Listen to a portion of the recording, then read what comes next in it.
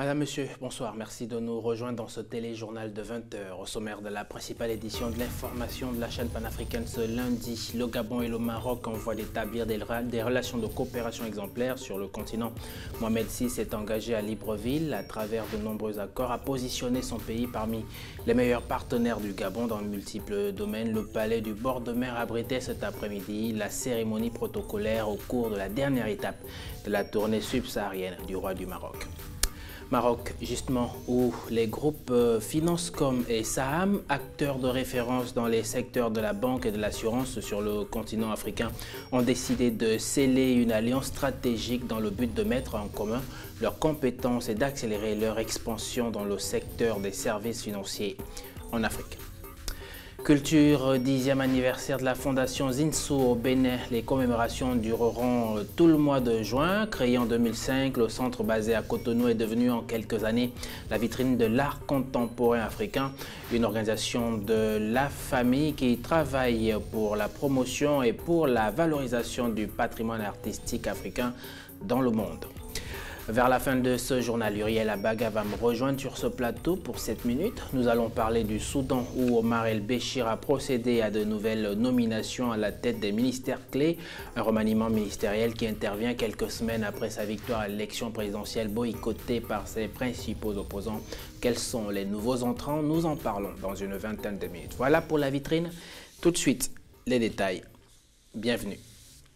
D'abord, le Gabon, avec cette cérémonie de signature de plusieurs accords à Libreville entre le roi du Maroc et le président gabonais. Mohamed VI et Ali Bongo Ondimba ont signé ce matin 4 protocoles d'accords de coopération bilatérale qui viennent renforcer les relations historiques entre les deux pays. Uriel Abaga. Dans le cadre de sa visite de travail au Gabon, Mohamed VI, le roi du Maroc, a assisté ce lundi avec Ali Bongo, le chef de l'État gabonais, à la signature de 4 accords de partenariat entre leurs deux pays. La cérémonie qui s'est tenue à l'auditorium du palais présidentiel de Libreville a débuté par une intervention de Mohamed Hassan, ministre marocain de l'Intérieur, qui a expliqué le travail de l'INDH, l'Initiative nationale de développement humain. Un programme marocain vieux de 10 ans, basé sur une politique de décentralisation pour lutter particulièrement contre la pauvreté et l'exclusion sociale. Le membre du gouvernement de Rabat a été remplacé sur l'estrade par Jean-Pierre Oyiba. Le ministre gabonais de la Santé et de la Prévoyance sociale a quant à lui dévoilé les accomplissements de la SIHG, stratégie d'investissement humain au Gabon, qui entend marcher sur les pas de l'INDH.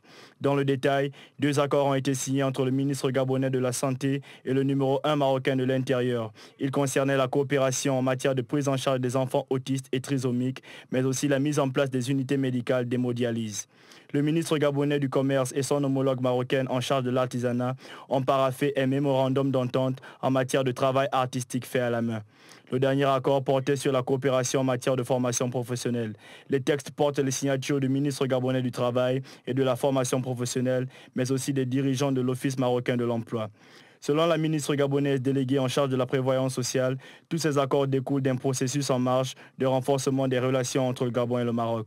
Marie-Françoise Dikoumba, par ailleurs coordonnatrice de la SIHG, a annoncé les ambitions pour cette année. Nous avons prévu qu'en décembre 2015, nous procéderons à l'inauguration de 2 centres d'hémodialyse et d'un centre pour enfants autistes et un centre d'accueil et de suivi pour enfants trisomiques. Le départ du président Ali Bongo Ondimba et du roi Mohamed VI a marqué la fin de cette cérémonie. Un événement qui devrait clôturer le séjour du souverain chérifien au Gabon depuis vendredi dernier. Au Gabon encore, l'Institut africain de l'informatique a reçu la visite du PDG Afrique de la structure de téléphonie mobile RTL ce lundi pour s'imprégner de la structuration d'un des centres de formation du programme Train My Generation. L'initiative est soutenue par l'UNESCO et le gouvernement gabonais. Roland Jacob. Le président directeur général Afrique de la structure de téléphonie mobile RTL a effectué une visite ce lundi matin accompagné de quelques membres de l'UNESCO au centre de l'Institut africain de l'informatique pour voir la mise en place du programme Train My Generation. Ce programme qui consiste à former 5000 Gabonais en 3 ans est le premier partenariat jamais conclu entre l'UNESCO et une entreprise privée basée en Afrique subsaharienne. L'UNESCO est très fier de s'associer à RTL sous la direction du ministère de l'Éducation, de conduire ce programme parce que l'UNESCO est là pour les jeunes, pour beaucoup d'autres choses, mais aujourd'hui pour les jeunes. Une jeunesse bien formée est une jeunesse qui va servir son pays. Le Gabon, qui est le premier pays à mettre en exécution ce programme, a déjà enregistré un bon nombre de candidats à cette formation dans l'un des 10 cybercentres équipés des serveurs et ordinateurs créés dans des écoles de Libreville, de Port-Gentil, d'Oyem, de Franceville, de Bitam et de Lambaréné. Après la visite du site, le PDG Afrique de RTL s'est dit satisfait et prétend étendre l'initiative dans d'autres pays du continent. Et nous avons émulé cette formation dans d'autres pays.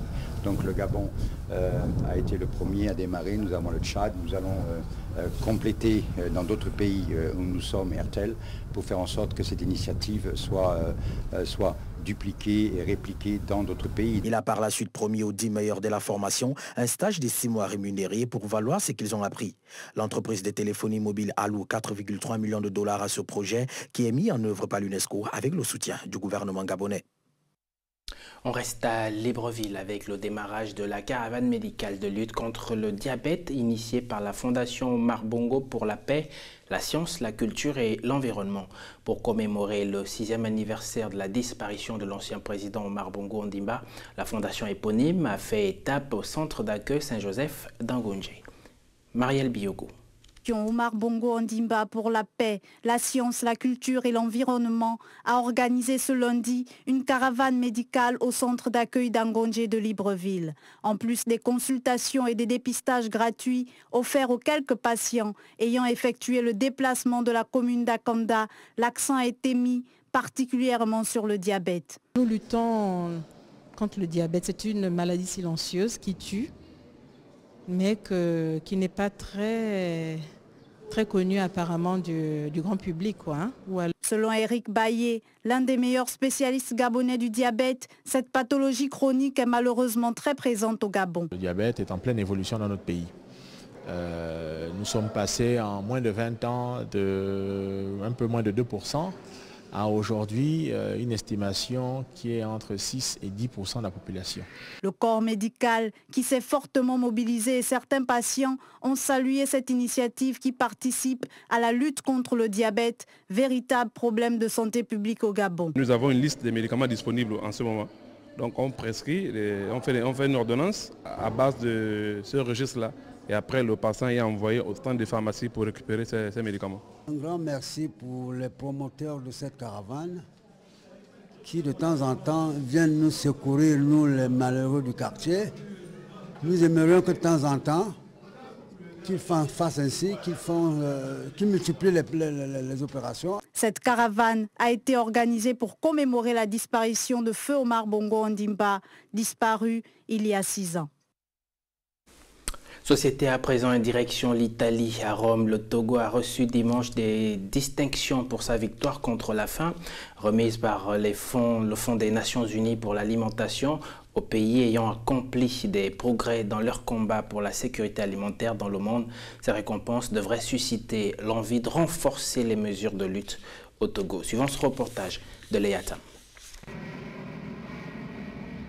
C'est au nom du chef de l'État que le ministre de l'Agriculture, Uroko Koura-Agazi, a reçu le prix des objectifs du millénaire pour le développement des mains du directeur général du Fonds des Nations Unies pour l'alimentation, José Graziano da Silva.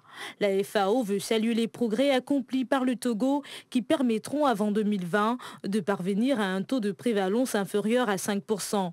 Le pays de l'Afrique de l'Ouest se place ainsi en tête de liste des pays étant parvenus à cet objectif comme l'Afrique du Sud, l'Indonésie, Panama, la Tunisie ou Trinidad et Tobago. En titre de rappel, il y a 2 ans, lors du 38e sommet de la FAO, l'organisation onusienne avait déjà récompensé le Togo pour avoir rempli le premier objectif du millénaire pour le développement qui visait à diminuer de moitié le nombre de personnes souffrant de la faim. Déterminé à éliminer la faim et la malnutrition dans le monde, à l'occasion du 39e sommet de la FAO, Le Fonds des Nations Unies pour l'alimentation, dans son volet sur la lutte contre la faim, encourage ainsi le Togo et les 14 autres pays qui ont atteint les objectifs internationaux relatifs à l'éradication de la faim extrême, à savoir Djibouti, l'Angola, le Cameroun, le Gabon, le Ghana, le Mali et Sao Tomé. Économie à présent, je vous le disais, au Maroc, les groupes Financecom et Saham, acteurs de référence dans les secteurs de la banque et de l'assurance sur le continent africain, ont décidé de sceller une alliance stratégique dans le but de mettre en commun leurs compétences et d'accélérer leur expansion dans le secteur des services financiers en Afrique. Suivant ce reportage de Judith Koindo. Les alliances stratégiques entre grandes entreprises pour conquérir l'Afrique se multiplient. Le dernier partenariat en date a été celui conclu entre les groupes marocains Financecom et Saham, acteurs de référence dans les secteurs de la banque et de l'assurance sur le continent africain. Ces opérateurs ont décidé de sceller une alliance stratégique dans le but de mettre en commun leurs compétences et d'accélérer leur expansion dans le secteur des services financiers en Afrique hors Maroc. Une alliance qui sera matérialisée par la création d'une structure juridique détenue à parité par les deux groupes. Selon les deux groupes, cette entité sera dédiée principalement au développement commun et à la coordination de plateformes métiers présentant les synergies les plus fortes. La conclusion de cette alliance stratégique viendra renforcer l'offre de services financiers dans le cadre d'une approche de co-développement. Elle démontre une nouvelle fois l'engagement des deux groupes à s'investir pleinement dans le développement du continent africain.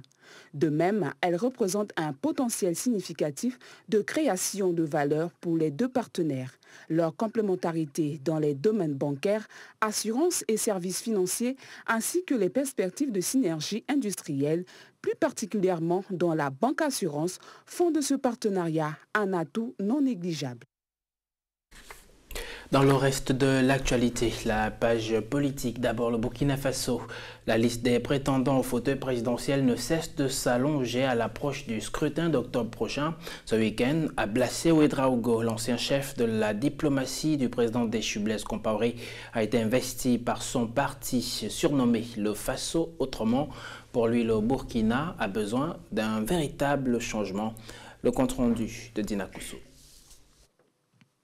La course à la magistrature suprême prévue pour octobre prochain au pays des hommes intègres a de nombreux candidats. Après les désignations des sankaristes, du Parrain, de l'Alliance des jeunes pour l'indépendance et la République, pour ne citer que ces partis politiques, ce week-end ce fut le tour d'Ablassé Ouedraogo, ancien chef de la diplomatie burkinabé sous l'ère Blaise Compaoré, d'être investi par son parti appelé le Faso autrement. Pour lui, l'année 2015 constitue un moment de l'alternance. Cet économiste et homme politique burkinabé qui a occupé successivement les postes de ministre des Affaires étrangères, conseiller du président Compaoré, avant d'assurer les hautes fonctions de directeur général adjoint de l'Organisation mondiale du commerce, a les ambitions de transformer son pays en mettant l'homme au cœur de son projet. Alors que les rumeurs d'un éventuel report de la présidentielle vont bon train dans le pays, le candidat du Faso autrement n'a pas cessé de marteler que les élections présidentielles et législatives se tiendront à la date prévue parce que c'est le souhait du peuple. Ablassé Ouedraogo, qui se considère comme l'homme du consensus, le conciliateur et le rassembleur, a appelé à la mobilisation de tous les Burkinabés pour que les clés du palais présidentiel lui soient confiées au soir du 11 octobre 2015. En Libye, un prélude aux négociations entre les parlements libyens rivaux sous l'égide de l'Organisation des Nations Unies, l'Égypte, l'Algérie et l'Italie ont appelé dimanche à une solution politique au conflit qui déchire le pays. Aziz Maïga. Hormis l'émissaire de l'ONU Bernardino Léon qui tente depuis des mois de rapprocher les points de vue divergents des autorités rivales libyennes, le chaos du pays cher à Muammar Kadhafi préoccupe plus d'un. Réunis dimanche au Caire, des responsables égyptiens, algériens et italiens ont apporté leur soutien aux tractations menées par l'émissaire onusien. Les trois pays sont d'accord sur le futur de la Libye et la situation en Libye dans un effort commun pour les trois pays de soutenir la stabilité de la Libye, l'unité de la Libye et la volonté du peuple libyen. Nous ne pouvons plus perdre de temps avec ceux qui travaillent contre l'intérêt du peuple libyen, ceux qui étendent le terrorisme et les combats. Les 3 ministres sont convenus sur des propositions pouvant sortir la Libye de son profond coma. Notre point de vue a été compris sur les 3 aspects. Premièrement, la solution pacifique et la formation d'un gouvernement national pour gérer la situation en Libye. Deuxièmement, sur le problème de sécurité, particulièrement le terrorisme. Et troisièmement, sur l'immigration illégale. Par ailleurs, les représentants libyens se retrouvent ce lundi à Skirat, ville balnéaire marocaine située entre Rabat et Casablanca, pour une session de négociation que la mission d'appui des Nations Unies en Libye a qualifiée de décisive. En effet, l'objectif est de trouver un accord avant le 17 juin du Ramadan, le mois de jeûne musulman. J'ajoute que cette rencontre est organisée sous la pression des dirigeants du G7 qui ont réclamé des décisions politiques audacieuses afin de sortir de cette guerre civile. Un mot d'environnement à présent en Afrique du Sud avec ces millions d'abeilles qui sont menacées d'extinction en raison de leur exposition à une épidémie de loque américaine, une maladie mortelle pour les ruches. Marielle Biogou. Après celles d'Europe et des États-Unis, les abeilles d'Afrique du Sud sont aujourd'hui menacées de disparition. Selon un agronome spécialiste des abeilles, Michael Sopp, une épidémie de loque américaine, une maladie mortelle pour les ruches causée par un germe, fait ravage pour la première fois dans l'histoire récente du pays. La maladie se serait fortement répandue durant les 5 derniers mois dans l'ouest du pays, où quasiment toutes les ruches sont infectées. Ces insectes, indispensables à la pollinisation de plusieurs espèces végétales, sont pour cet agronome aujourd'hui menacés à cause des méthodes d'apiculture intensives, des pesticides et de la pollution. L'ampleur de la maladie dans la nation arc-en-ciel peut s'expliquer à cause du mode de vie des abeilles. En effet, lorsqu'une ruche meurt, des abeilles d'autres ruches s'y précipitent pour en récolter le miel. C'est ce miel contaminé qu'elles rapportent dans leur propre ruche, propageant ainsi la maladie. Cette épidémie comporte une menace surtout pour le secteur agricole qui est estimé en Afrique du Sud à 20 milliards de rands, soit 1,5 milliard d'euros. Pour faire face à cette menace, le ministère sud-africain en charge de l'agriculture dit travailler actuellement sur un programme d'action. Ce dernier prévoit, selon Muketsa Ramasodi, un directeur de ce ministère, de limiter les autorisations d'ouvrir les ruches, d'informer largement sur la maladie et de créer des règles plus strictes de gestion des colonies, comme l'analyse régulière des larves pour identifier les malades avant qu'elles ne contaminent toute la ruche. Une manifestation a été organisée samedi à Rio de Janeiro contre la pollution de la baie de Guanabara et l'inefficacité des autorités pour améliorer sa situation. À moins de 500 jours des Jeux olympiques de 2016, les scientifiques et les populations s'inquiètent de cette grave dégradation de l'environnement dans la baie. Marie-Angèle Ngono. Rio de Janeiro au Brésil sera le siège des Jeux olympiques d'été à compter du 5 août 2016. Mais la pollution dans la baie de Guanabara, site qui doit accueillir les compétitions de surf et de voile, inquiète les scientifiques et les populations. Une manifestation a donc été organisée samedi dernier pour inviter les autorités à agir. C'est une manifestation pour faire appel une fois de plus aux autorités brésiliennes qui nous ont promis une série de changements pour la baie de Guanabara. On voit maintenant 1 an avant les Jeux olympiques qu'il n'y a presque pas eu de changement. Comme cela fait 20 ans qu'on veut dépolluer la baie et plus de 10 millions de réels ont été dépensés pour y parvenir selon les derniers indices qu'on a. On voit maintenant clairement que ce n'est pas dû au manque d'argent que la baie de Guanabara est dans cet état lamentable, mais que c'est dû à un problème de gestion. Depuis plusieurs années, le biologiste Mario Moscatelli ne cesse d'attirer l'attention des autorités brésiliennes sur la situation dramatique de la pollution de la baie de Guanabara. Il a d'ailleurs effectué en mars dernier un nouveau tour des eaux de la baie dans cet objectif.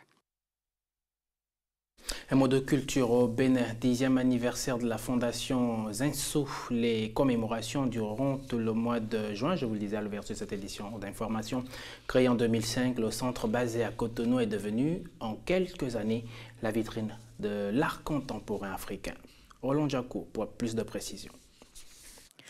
En 10 ans, la Fondation Zinzou a fait d'un immeuble moderne établi au centre de Cotonou une vitrine de la création contemporaine africaine. 4 millions de visiteurs et plus de 70 000 écoliers ont eu la possibilité de voir les œuvres d'art des stars internationales comme les photographes maliens Malik Sidibé et Seydou Keïta, en passant par le célèbre plasticien congolais Chéri Samba. Ce samedi 6 juin était donc célébré le 10e anniversaire de l'institution culturelle à but non lucratif portée sur les fonds baptismaux en 2005.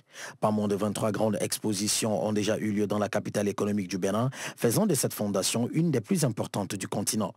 L'artiste Yoruba Romuald Azume présentera à Arré sa nouvelle exposition pendant ce mois de juin à l'occasion de la célébration de la décennie de l'existence de la fondation. Intransigeant et radicalement moderne, Romuald Azume avait inauguré cet espace en 2005. Marie-Cécile Zinzou, présidente de la fondation éponyme, se bat depuis 10 ans pour les enfants du pays et elle a mis des bus américains des années 1960 pour les transporter jusqu'aux bibliothèques qu'elle a créées pour accueillir ces gosses avides de connaissances. Pédagogie et art contemporain sont au menu des enfants à chaque exposition de peinture, de sculpture et bien d'autres œuvres d'art. Pour ce 10e anniversaire, la franco-béninoise Marie-Cécile Zinzou contribue à sortir la création africaine du rayon des denrées exotiques. Un héritage qu'elle et la fondation comptent léguer à toute une génération. Uriel Abaga vient de me rejoindre sur ce plateau. Nous allons ensemble évoquer le Soudan où Omar El-Béchir a procédé à de nouvelles nominations à la tête de ministères clés, un remaniement ministériel qui intervient quelques semaines après sa victoire à l'élection présidentielle boycottée par ses principaux opposants. Quels sont les nouveaux entrants? Nous en parlons dans une poignée de secondes.